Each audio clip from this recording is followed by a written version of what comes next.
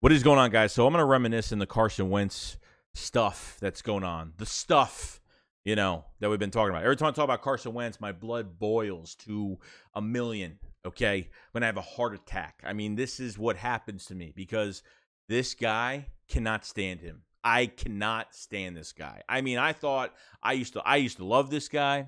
I paused, and I used to really think he was like the pure leader that we needed at quarterback. And obviously that ended in only, a few years. Starting off with 2017, I thank him for everything that he did. And I thank him for all of that, paving the way for Nick Foles and Nick Foles finishing off and winning the Super Bowl. But obviously the rumors about Carson Wentz and Darren Sproles having an altercation because Carson Wentz during that year when he wasn't playing, was pretty much being a Debbie Downer and saying, I should be the one in there and spreading all this stuff that didn't need to be said. Keep it to yourself.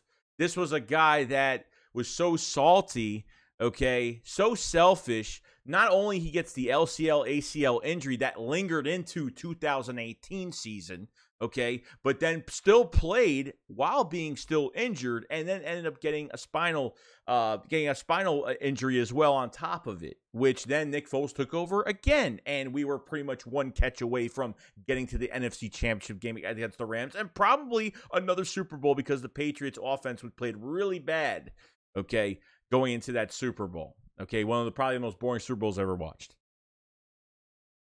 Then it comes to 2020 pretty much where, Carson's going to have his chance to redeem himself and on this franchise money that he is getting. Okay, Carson Wentz had a really bad game, his first game against Washington. I remember it. I made a video on it outside. I remember, and I pretty much explained that Carson Wentz is not the same player anymore. And I got attacked, and I got threatened, and everything just went down the shitter after I made that video. That's something Carson Wentz is he's just not the quarterback. He's just not the same. He's not the same anymore.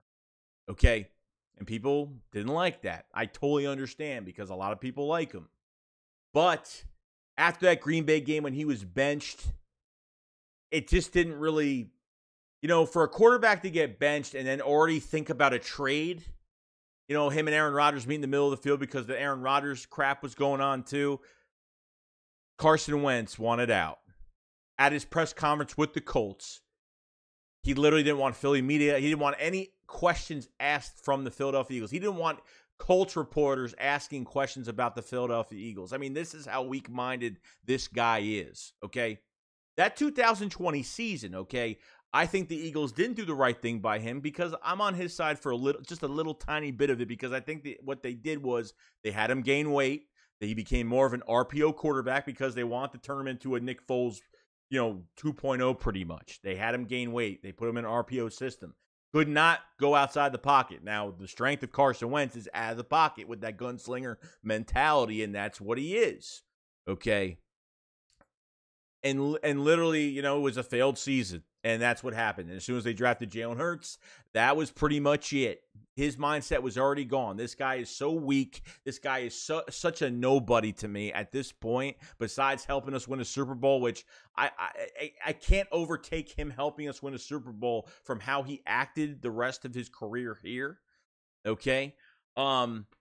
Then comes down to the Eagles trading him. They had no choice. If his mindset is going for a trade and not being in Philadelphia anymore, then bye, see you later. I was all for it. I didn't even care. Okay, we got a first-round pick for Carson Wentz and a third. We used that third to move up, and we traded that 19th pick with the Saints to get more draft capital, which gave us pretty much a really good draft this past year that we just seen. One of the best drafts we've seen in years. Okay. Not even 1 year with the Colts and being a choke artist that he is at the end of that year. Carson Wentz literally gets traded for literally 2 third-round picks. We got a second round conditional that turned to a first and a third. And Washington gave up 2/3 for Carson Wentz. Frank Reich is the only reason he is a quarterback in the league. He is the only reason, guys. He stuck his neck out with the Colts and said, I could turn this guy into something special. Look what he did in 2017. he then going to training camp, he looked really good. He looked like he lost a lot of weight. He looked faster. He looked like he was the old Carson Wentz again. And not saying that Carson Wentz had a bad year with the Colts last year, because I thought it was pretty good. And then by the end of the year, he started throwing a lot less and started running the ball with Jonathan Taylor, obviously the face of that running back core, probably the best running back that played last year, okay, with yards especially. They couldn't get it done. They lost against the Jaguars. He got sacked like 6-7 times. He couldn't throw the ball for his life. He was throwing the ball while he was getting sacked. The old Carson Wentz came back when he was with the Colts at the end of that year. And then, not even like 2 days later after that loss, there was rumors going around that the Colts players were questioning his leadership, and he brought too much religion into his, a lot of people don't believe in religion. I'm sorry, but a lot of people don't. A lot of people don't believe in God. A lot of people don't go with that religion mentality, like it's all about God and all this. And I have no problem with it. I have my whole family is very religious. I had nothing. I don't put anybody down for it. When it comes to the game of football, you're not, everybody's not you. Everyone doesn't believe in the same thing. The one thing they do believe in is winning and playing well and getting a win every single week. That's what's more important right now. Okay. But not only the players didn't even want to even have anything to do with him, okay? The owner, Carson Wentz tried to get a meeting with the owner of the Colts, and the owner didn't even set a meeting up. He literally canceled and said, nope. Didn't even meet with Carson Wentz before the trade actually went down to maybe try to talk to him and maybe, keep him for another year on the money that he's making. So now Carson Wentz is a Washington Commander, okay? Commander Carson is now leading the Commanders. Take command, whatever you want to say of that stupid name Washington has. And I'm not going to say that Washington's a bad fit, because I think they're one of the most underrated teams in the NFC East right now. Because you have Curtis Samuel coming back from injury, Terry McLaurin. You have a great offensive line. They just got Jahan Dotson, which I thought it was a reach, but they got a nice speedster there. Okay, good running back core. He's got a better offense with Washington, because I think Washington is one quarterback away, and, clock is ticking right now. Now, Carson Wentz is on NFL Network and saying, the fans are going to eat this up. And, for a fact that this guy has this crap marked on his calendar at every part of his house. That week 3, this man is ready to he is so excited for this game. And I'm telling you right now, the Eagles better beat Washington. They better sweep Washington. I don't want to see this man win in Washington, and I don't even want to see this man win in Philly when we play them Monday night later on in the season. Okay? That's what I got to say about that. Before you say I'm a hater of Carson Wentz or whatever, let me see how much of a hater I am, and let's get out of the football aspect. Let's go into the actual him as a people person. When he left Philadelphia, what did he say to the fans? Absolutely nothing. That's why this guy disgusts me with every fiber in my being, because this guy literally put out a PR statement. Thank you, Don Spolensky and Howie Roseman. Like, get the fuck out of here, bro. Seriously. Like, that was the most bogus shit I have ever seen in my life. This guy, like, you have people, thousands of people that wear your jersey. Okay, thank God A.J. Brown was number 11. That's all I got to say. But people wore your jersey, and you don't even give an explanation to the fans? At least make a video like how I'm making a video right now and saying, hey, I'm sorry about everything. It didn't work out. I love you guys. You gave me so much support. And, I know we're going to be enemies during the season, blah, blah, blah, blah. Nothing. Before he was signed to Washington, obviously, that happened later. But he just didn't make at least a people person, like from a heart to heart, from me to the fans.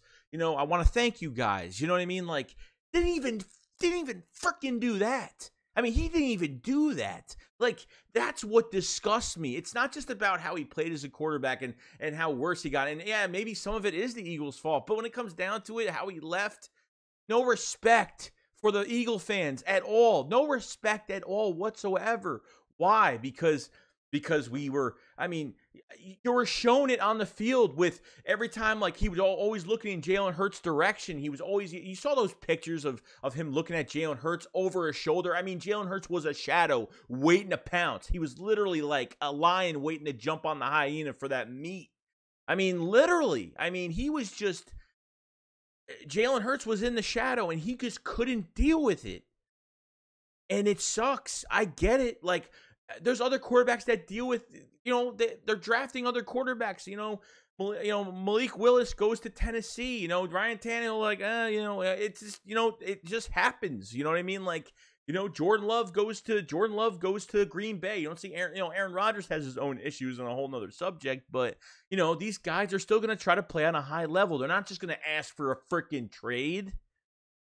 But as a people person, Carson Wentz totally just disgusted me. And really just, not even just that, okay? But even, like, take some freaking accountability, man. Like, every freaking loss in 2020 was the same stupid statement every single game. I got to be better. I got to be better. Oh, it's God's will. Like, hey, just stop with the bullshit, honestly. Like, I don't mind you're religious, and God's gonna take me wherever He wants to take me. But dude, just come to on a people level, okay, and just tell me like you totally sucked and you got to play better. That's it, or just in another word at least. Not that you got to play better, but at least in another sense to be more of a people person.